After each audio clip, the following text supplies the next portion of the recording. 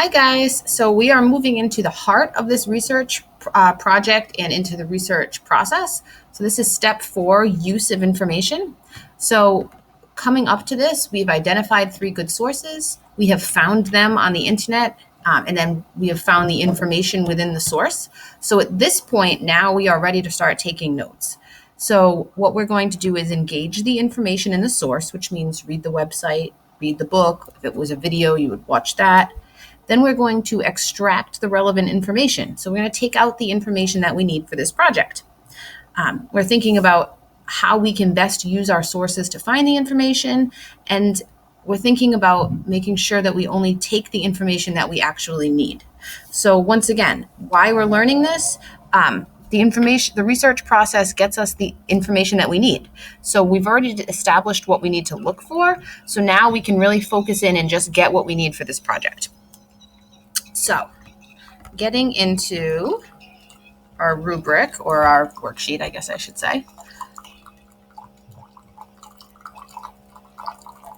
All right, so again, as always, you're going to fill in this information from the project description, thinking about what we're learning and why we're learning it.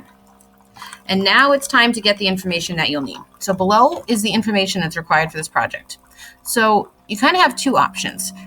You can use this worksheet right here, and you can put the information into the boxes that you're going to need for your project. Or if you would rather put it onto a Google Doc and take notes your own way, you can do that. However, if you take notes not on this and you use a Google Doc, you're going to need to attach that Google Doc when you turn it in. At the end, I need to see the notes that you have taken for this assignment. Whether they be on this or they be on a Google Doc, I need to see what they are, okay?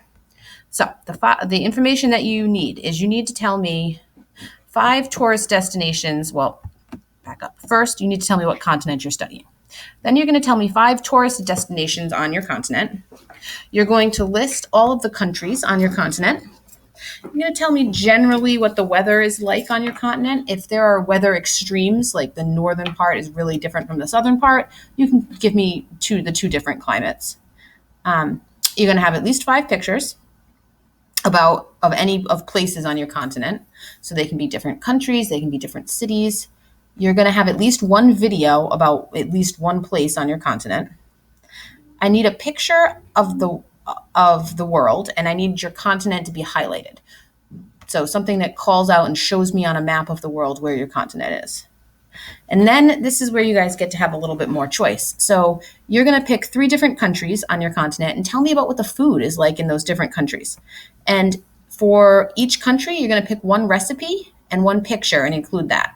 So when all is said and done, you're going to talk about food for 3 different countries.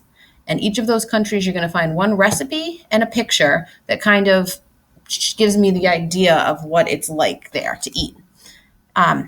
Then you're going to talk about the life of kids in 1 country.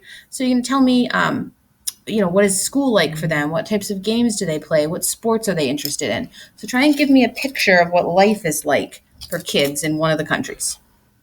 You're going to use at least 1 quote. And when you do the quote, you need to make sure you're telling me where you're getting it from. So you would say, according to World Book, quote, and then you would put your information. And then you're going to have 3 sources, the same 3 sources that we've been working on all along, the 3 that you highlighted in blue a couple steps back. You're going to have an MLA citation for all 3 of those sources.